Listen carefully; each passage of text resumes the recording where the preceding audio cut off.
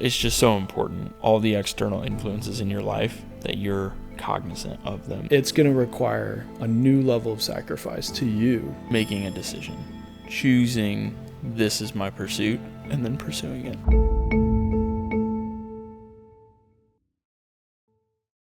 You're on a plane, Okay. flying over a big body of water. Plane crashes on an island. You've got one tool that you have at your disposal that you could choose out of anything to survive on this island. What are you picking?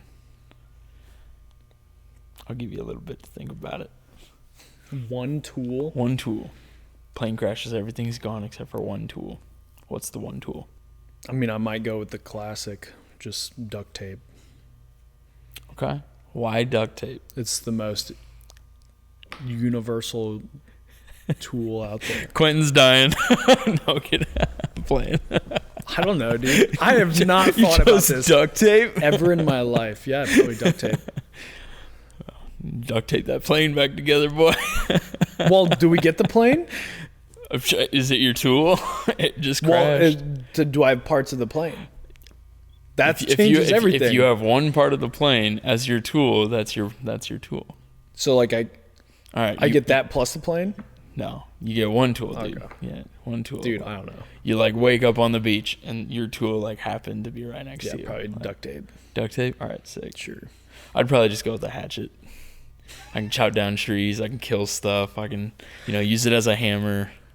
Because you can always make string and like string stuff up with like jungle, whatever, sinew or whatever they call it, Yeah, I think it's a fun little like, oh. Or all right, it brought us back to one of the other podcasts we did. Yeah, the hatchet. Another version of that question is you can only eat one thing on the island. Ooh. What's the one thing you can eat? And like, obviously not realistic, but I'm going to have tiramisu every day on an island that I'm stranded on. Yeah, that's not happening, but it could be your food.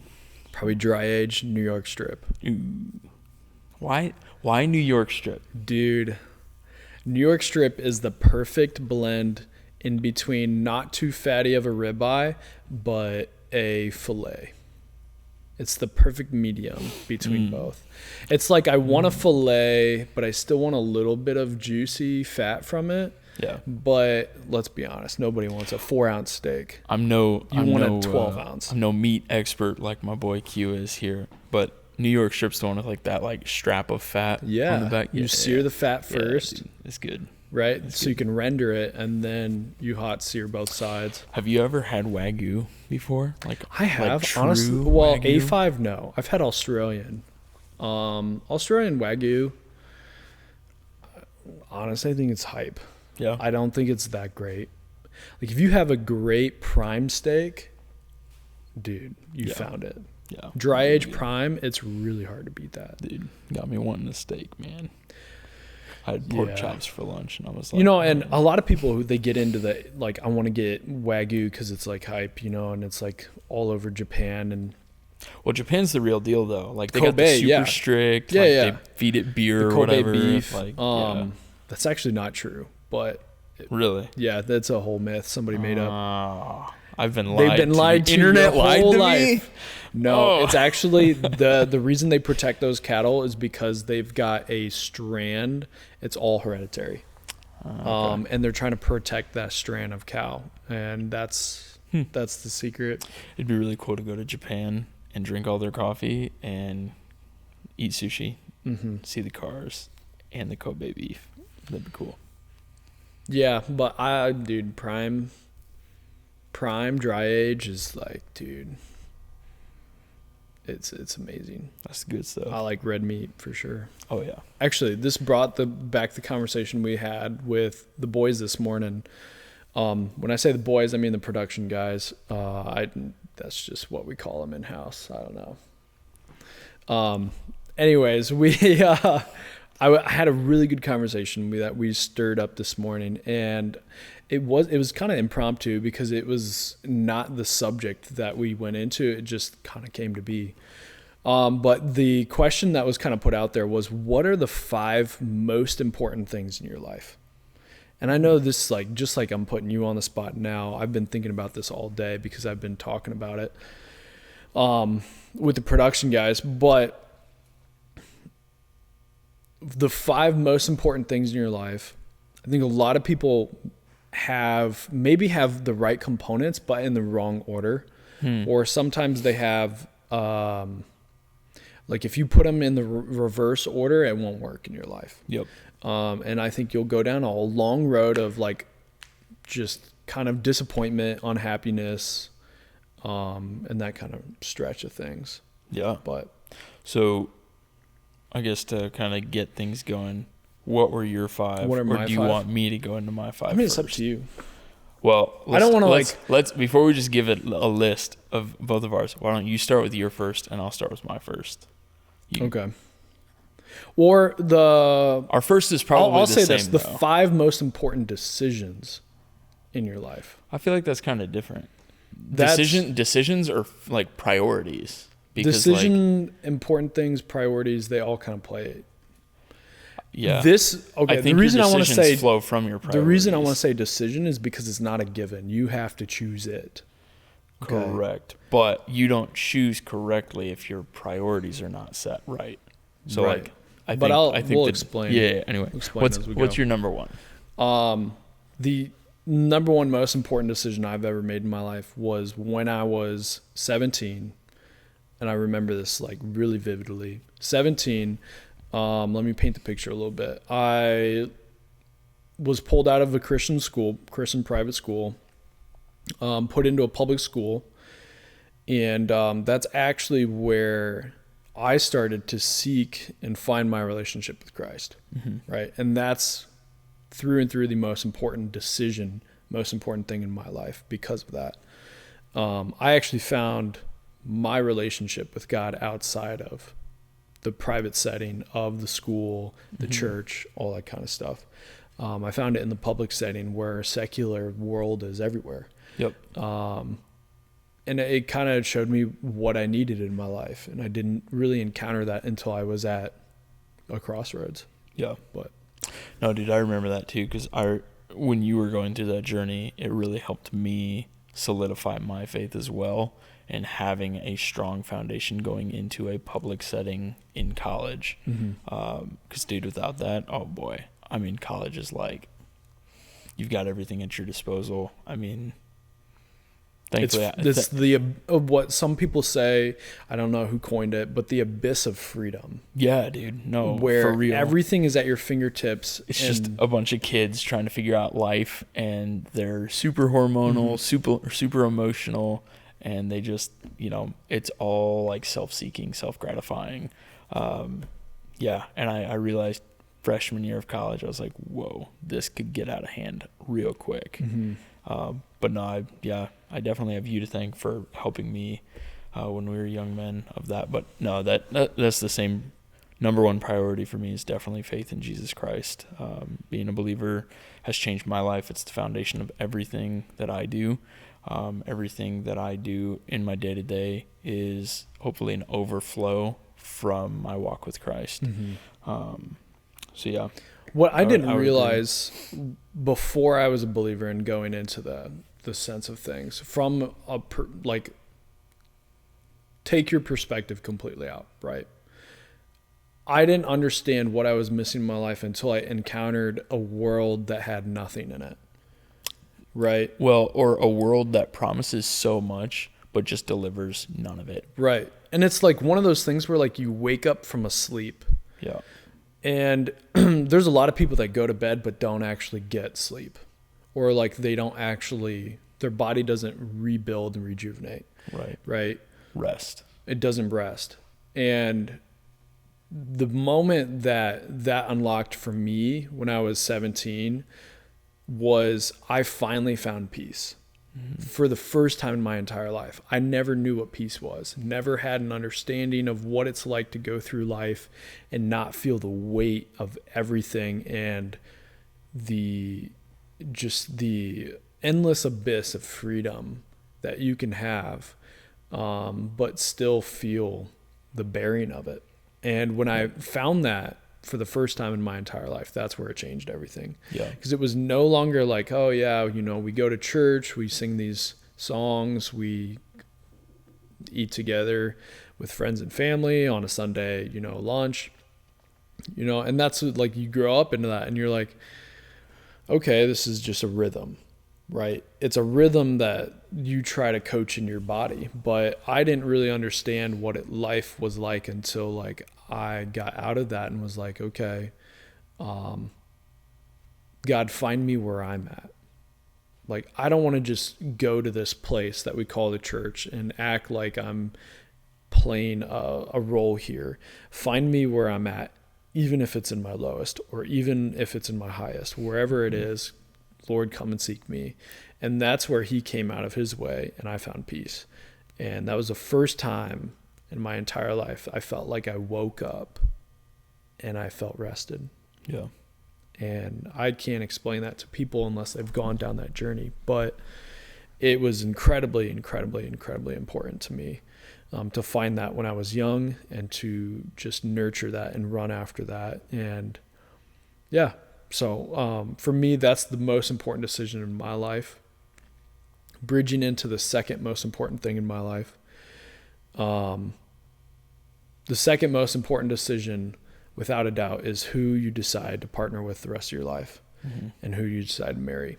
And I know everyone says, oh yeah, my wife's up there on the list of top 5, but is she number 2? And the reason this is important is because not only is it important for what's in that list, but what order that list is. Because if you go through lives and seasons where you put, let's say, number 5 at number 2 or number 3 at 1, it doesn't all flow. It doesn't all work together, right? And the only way it does work for what we've seen is the order that we're kind of explaining to people. But who I decided to marry was the second most important decision of my life, because everything from there on out was either going to be a pull back or it was going to be a push forward. I understood that in this importance of my life, of what we're doing right here, right now, with this business, with my career, or with where we decide to go in life. Either my wife was going to be encouraging that and seeking a better version through that with me, or she was going to be pulling me away from that. And a lot of people don't realize, and I was talking like earlier today with the boys, and they're like, exactly what kind of person you married when you get off a long day and you go through the garage and you open that door and you walk in. I can tell you exactly the type of person you married by how she greets you when the day's done. And that is so important, because there's days that you'll be trying to, conquer the world, and you'll walk through the door. And if the first thing she does is point a finger at you and start yelling about this, and that, I'm telling you, your life's going to be so much harder than it ever needs to be. Yep. Or when you walk through the door, and it's a world of a difference when you talk to guys who experience this. They walk through the door, dinner's already on the table. I know whether you had a good day or a bad day, your wife pauses for that moment. You sit down and you eat, and then you talk, right? It's not I'm going to unload the laundry and just dump everything here on the floor. It's, I'm going to walk through. She's there serving you, pushing you forward, because that's the difference. And I encountered that when we had problems with our big roaster, right? This was another moment in my life where I was like, okay, Lord, what's happening next? So we got the big roaster in, didn't understand electricity. Long story short, we fried the motherboard on this brand new machine, tens of thousands of dollars probably in damage. I get home, I'm absolutely depleted. I walk through the door without even the moment to breathe of what just happened. We sat down, we ate, and I remember telling my wife about this, like, honey, this sucks. Like, and this is the part that no one wants to be an owner, right? Where stuff breaks and everybody goes home, but the owner gets to relive it every day. And I was like, honey, we literally took a brand new car outside and burned it. That's how much money this could end up costing us. And my mind is going through the tens of thousands of dollars in repairs, possibly a facility change so that we can get upgraded electricity so we can run the machine that we bought, all this kind of stuff. And she looked at me and she's like, it's okay. We're gonna fix it and we're gonna move forward. I know we're gonna make this happen. Why? Because you've worked too hard to stop now. We're gonna move forward. And that was a moment where I didn't necessarily believe in myself, but she believed in me beyond my point of belief. Mm-hmm. And that's where it was another, like, one of those moments where I was like, I'm so glad I chose you as my wife, because this could have been a whole different scenario with anybody else. So that's like inherently my second, like, most important decision. My wife is the number one supporter in my life, next to Bailey. It's really, really important that the people that believe in you most are right next to you. 100%. Yep. And just as I expected, my second one was family. So my wife, my kid. Mm-hmm. Yeah. Very important. For all the same reasons too. It's funny how the book of Proverbs talks all throughout about how a nagging wife is like the continual dripping from a leaky roof, or how it's better to live on the corner of a rooftop than with a nagging wife. Yeah. So it really, really, really, like, he understood. Like, he probably had, I mean, with all of his concubines and wives and stuff, dude probably had some drama. I mean, let's just be honest. So this dude knew what he was talking about. He was like, yo, your wife, yeah, pick one that's a supporter, a team player. So 100%. And good story too. Yeah. Thank you for sharing that, man. So we're talking more about that because the guys, they're in this courting phase of life where they're trying to find what's next. Who am I gonna get married to? I was just trying to invest in them a little bit, give them some advice for the future and what to look for. Not the top 5 things everybody talks about. Oh, she's got to be smoking hot, all this kind of stuff. Dude. That's important, but man, if she can't cook, don't do it. No, I'm kidding. Well, I'm just saying, if she can't support you, your life is going to be hell the rest of your life. Well, it's not if she can't. If you can't serve her, her life's going to be hell the rest of your life. If she chooses to be the nagging wife. Like, if Quentin would have walked in the door that day and immediately Quentin's wife was on his case about, leaving the toilet seat up or not folding his laundry or something dumb, not doing the dishes, Quentin probably would have shut down. Like, he would have just, I've had it. He probably would have gone off, whatever he would have done. But his wife recognized, the pressure and responded in the same way. Like, dude, you could have the hardest day in the office, hardest day out in the field, but you come home, give yourself 30 seconds to just leave it at the door, and you're clocking into second shift when you walk in that door. It's time for me to serve. I've been serving the world. I've been serving all my clients, been serving my team. Now it's time for me to go serve my family in the evening. So, yeah, very important. So, yeah, we were getting over to the third most important thing, or most important decision. And I think this is spot on, for me at least, is the reason you wake up every day. What is your purpose for this life that you're living?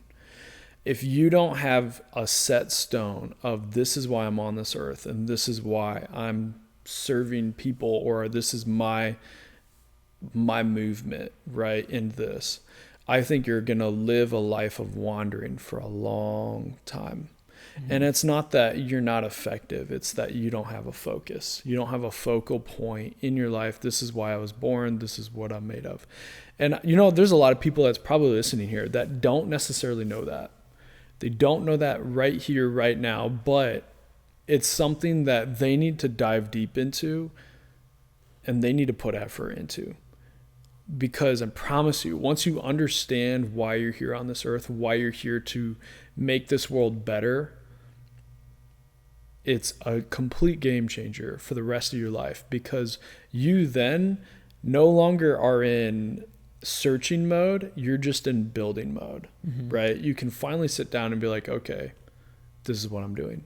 And you can move forward, right? It's really, really hard to make progress on something if you're constantly don't know which direction you're going. It's like getting in the car, you start the car and you put half gas to the pedal and you're on a road, and you open up Google Maps and you put a destination in. And then 5 minutes down the road, you put a different destination in. And then 5 minutes down the road, you put a different destination in. Are you ever going to go anywhere? Probably not.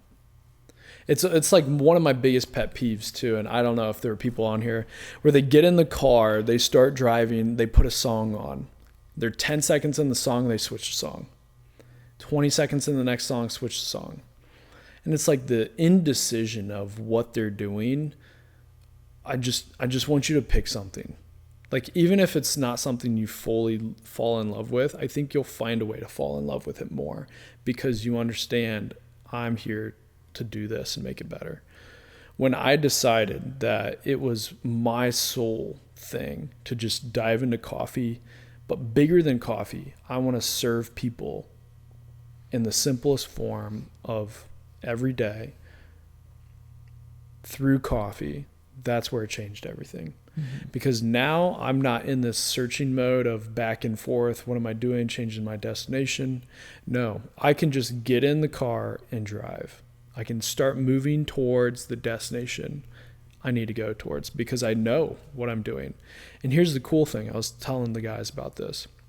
Actually, Wes brought up a really good question. He's like, can you start a cafe and not know how to brew coffee and not be passionate about coffee? And I said, yeah, you can start tons of businesses without loving your product. But here's the thing. You're going to get to a point in the fork in the road where it costs you more than the reward. The sacrifice for you to go forth will cost more than the reward. At that given point, if you don't love it, if you don't have a passion about it, you're going to walk every time, every single time. And I sat down there and I talked to him. I was like, how much do you think we love coffee?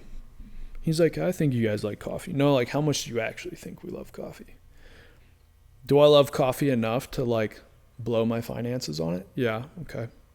Do I love coffee enough to wait 3 years and not take a paycheck because I want to build this company, the equipment, the people, the facility, the systems? Yeah. Okay.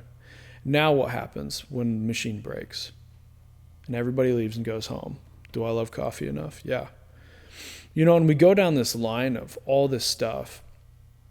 And this is why it's important to pick your purpose, because if you're doing something that you haven't sold everything into, you're going to hit a point in your time where it's going to require a new level of sacrifice to you. And you got to be willing to pay the price. And if you're not, you're going to close up your shop and you're going to move on. And I think that's the difference between someone who is brutally in love with what they do and has a purpose for it, and the people that are just kind of in it because they like the idea of it. So that's like undoubtedly like my number 3 for me.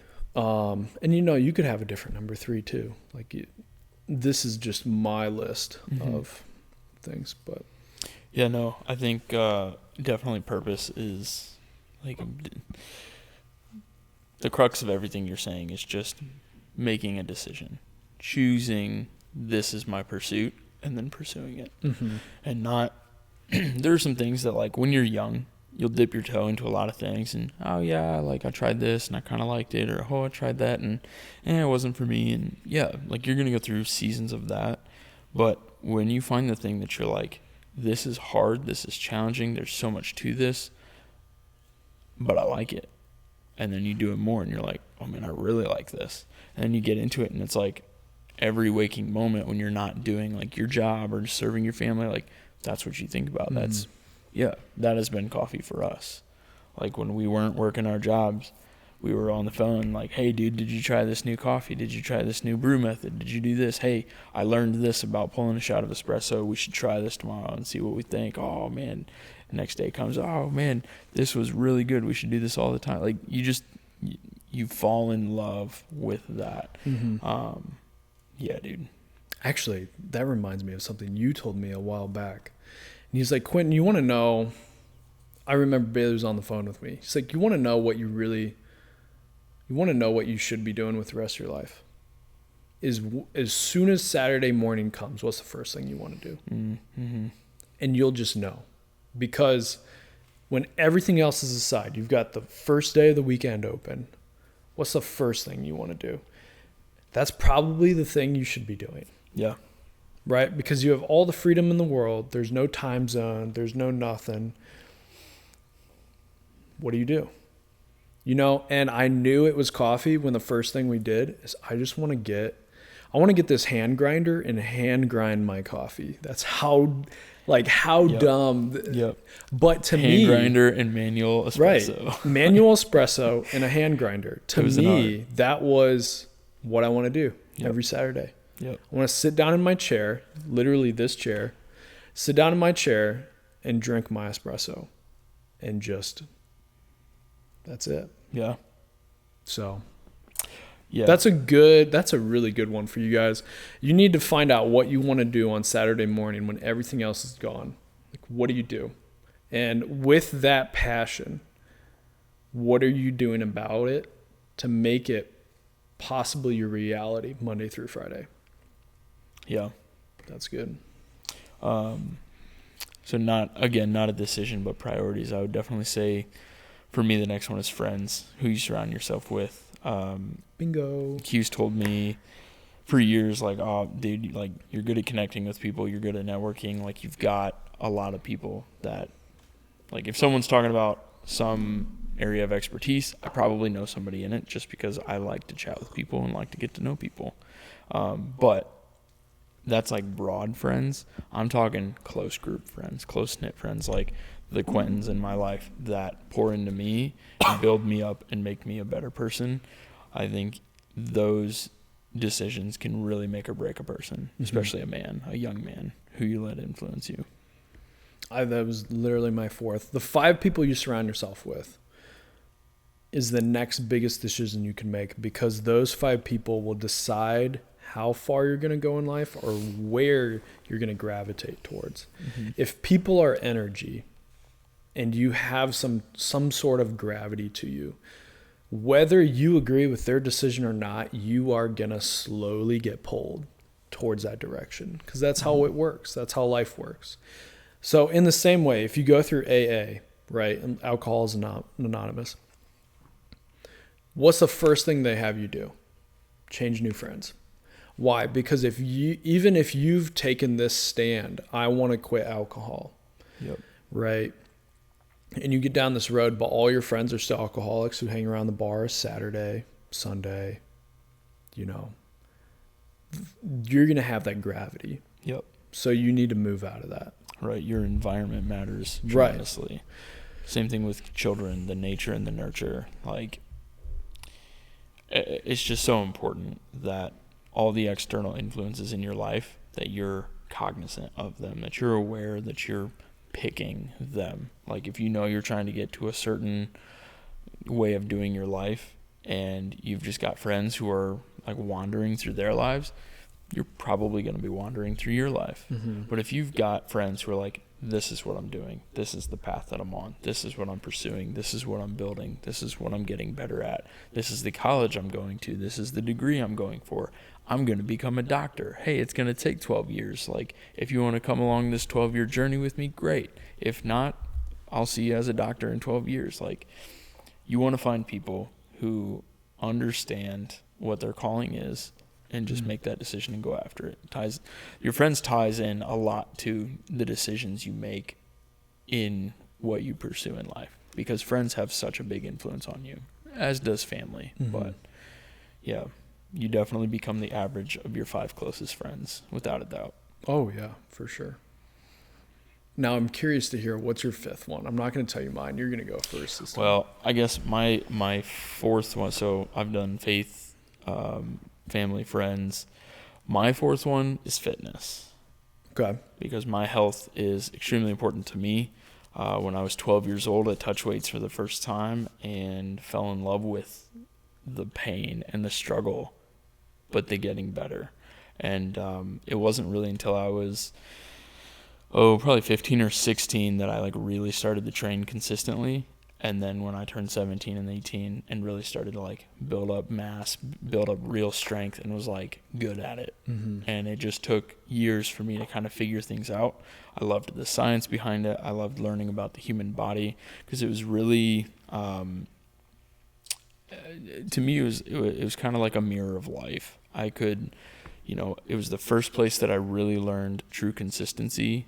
I learned what happened when I choose to be disciplined, how much I can move the needle. I learned that you can do all the right things, but stuff may not be going.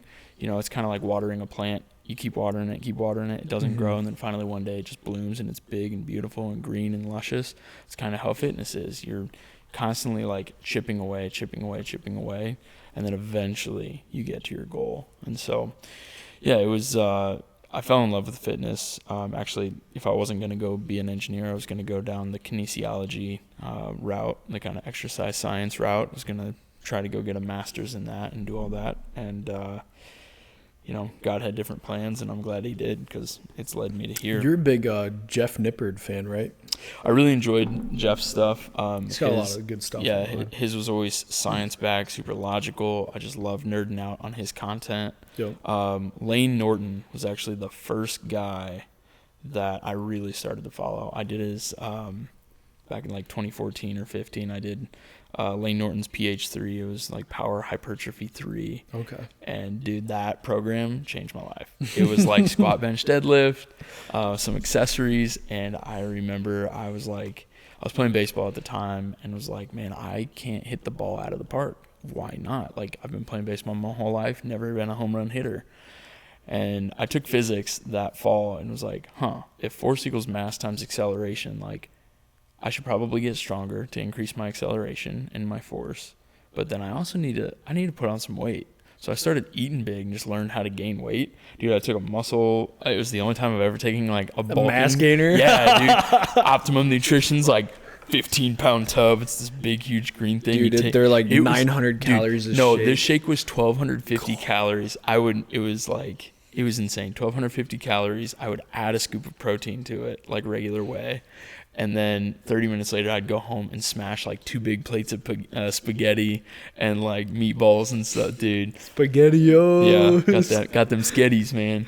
And dude, I just ate all the time. And I went from like 155, 160 maybe to like 180, 185 by the end of senior year. And I was like, I wasn't fat. Like, I've always had a little fluff, but I was like lean and athletic and strong. And I was like, dude, like, it was the most confidence building stage that I had ever gone through, because I was every day in the gym working on my craft, getting better. And dude, baseball came and I did great. I had a great season. It was fun. I wish I would have done that sooner. I wish I would have known, but you don't know what you don't know. That's true. But yeah, fitness for me, for sure. That was my number 4. But my number 5, I actually have 7, like the whole 7 Fs that I've talked to you about. So after fitness, it's, what is that? That was 4. So finances, and then I do like fun and future. And there might be one other one in there I haven't written down. I would say, to hybrid off that real quick. Yeah. My 5th, and Bailey and I have not talked about this list prior. My 5th is discipline. I think more than just fitness for me, I think discipline as a whole is super important. Yeah. Because that then applies in every aspect of your life. Okay. Whether it's like discipline in fitness or discipline in finances, discipline in purity, discipline in everything, right? It all carries over. Oh yeah. And so for me, it's super, super important to have that, because that is the future of your life, right? If you go on a bad cycle of not being disciplined, it can take you down some bad roads. And being on a good road of discipline, it can take you on some great opportunities, you know, because you've practiced discipline over time. And that's where, like, you know, I was talking to the boys about it, and we kind of got on this train of things where we were talking about the reason it's important to withstand for what you believe in early on, before you're meeting a woman or as you're meeting a woman, because that discipline is, so think of it like a windshield, right? Let's say you go through, I'll just play it out. Let's say you go through life, right? And you're in this car, and you're looking off down the road 5 years, 10 years down the road. And you look in the passenger seat, and that's your wife, somebody you chose. If you guys are not actively, let's say you haven't chosen her as a wife yet, but you're courting her to potentially be married. If you guys are constantly in a world of undisciplinary stuff, like let's say you're hanging out with all of her friends, getting drunk every night, you know, because you're doing college parties. Or let's say you guys are having a bunch of, like, you know, sex before marriage. Let's say you guys are constantly going on all these trips, like it's almost like a honeymoon style, but it's not real. You're going all these cruises and all that kind of stuff. There's no discipline in that, right? Yeah. That's you looking through a perspective of life just right in front of you, right? So when you get rid of discipline, it creates fog, right? And the fog out the windshield, you then get to a point where I was talking to them, and I was like, okay, so let's say you go through a life and you're not disciplined, and you take this girl that you really means a lot to Thanksgiving dinner, and you get there and she's like tons of red flags throw up. She's, you know, cussing at your mom because she burnt the turkey or something like that. And this is the first time she's ever been to you guys' gatherings, or like some other wild stuff. Just like she just constantly talks about how much she hates this and that in life, you know, and she's explaining your entire life. So, as it unfolds, right, if you were living a life where you were looking out the window 5 years down the road, clear as can be with discipline, you would dump her right then and there.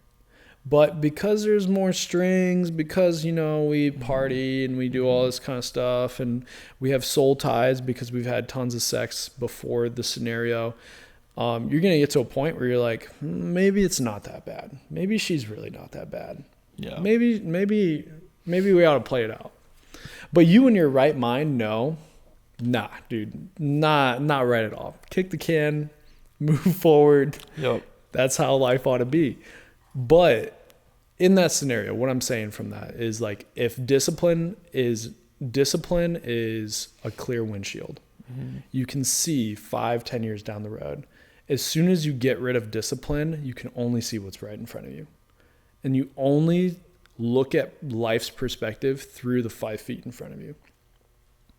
And that's why it's important to have discipline in place, because you need to have a clear view of things. You can tell right away, like, she's not going to be somebody that's going to be supportive of you or anything you want to do in the future, simply because you didn't have discipline in your life. Yep. That's funny how all of the things we've talked about today really just intertwine with one another. Yeah, what you're describing is where the saying "love is blind" comes from. Yeah, 100%, man. I think you could be disciplined in the wrong ways too and not even know it. I think you can consistently do things that are detrimental to you because you don't have a long-term view. Well, so this goes back to the decisions that you make. This goes back to the beginning of the conversation. I think these are all pillars in your life, but if they're in the wrong order, it can be detrimental. Yeah. If you put discipline it will. If you put discipline as number one, you're gonna have problems. Yeah. Right. If you put let's say your purpose as number one, right, and let's say I'm so in love with coffee, nothing else matters, right, and I get in this mode, and I go home, and and I do nothing for the family, do nothing for my wife, or like I never talk to God, never define that relationship, that's going to crash and burn. Yeah. And it's that whole metaphorical view. There's a picture of a professor that does this really, really well. He has a class and he's doing a lecture, and he's got this big gallon glass jar, and he fills the entire glass jar with golf balls. And then he asks the class, is this full? The whole class says yes. And so then he pulls out his pebbles, right? It's a little pea stones, puts it in the jar, fills it up to the top. He's like, asks the class, is this full? Well, yeah. He's like, no. Then he pulls out this bag of sand, fills up the jar, asks the class again, is this full? He's like, well, yeah. No. And then he grabs the jar of water, fills the jar of water up. Now it's full. Okay. That whole metaphor is just, it's the pillars of life. If you put them in the wrong order, like if you start with the water, it'll fill the jar up. Nothing else can fit. That's a problem. If you start with the pea gravel, right? How are the big how are the golf balls going to fit in there? And so not only is it important to have the right things in your top 5, the order of which it's put in is incredibly important. Yep. Because they will break you. Yep. They will. And if there's something, comment down below. If you think there's something in there that we missed, or something that you think is profound enough to enter your top 5, we want to hear about it. We really do. It's something I like to think about all the time and always refine as a man on how I can be a better version of myself every single day, how I can be a better leader, entrepreneur, CEO, husband, servant. All those things are something that I want to learn more. Yeah. But yeah, that's the layout of the 5 most important things in my order. Yeah, dude. No, it's really good. I love that picture too of the lecture, because it's not like how you spend your time is all derived from your priorities, from the decisions surrounding your priorities. So like as you go about your day, if you're putting in that water first, if you're putting in the sand first, if you're focused on the little things and always neglecting the big things like the stones or in this case the golf balls, you have no more space for them. You have no more time for them. We all have 24 hours a day, and it's super critical that the day is spent in the right order with the right priorities. If you do that long enough, you're going to have a great life. You just got to figure out what those are for you.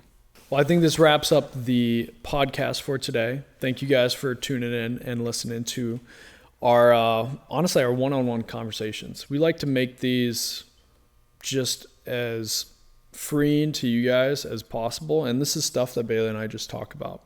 So we want it to be very easy for you guys to consume. There's more resources we have linked down below. And also go on our website or reach out to us or one of our team members. We'd love to help you guys with anything in life. So sweet. Yeah, great job. That is the Pursuit Podcast. We'll catch you next time. See you guys.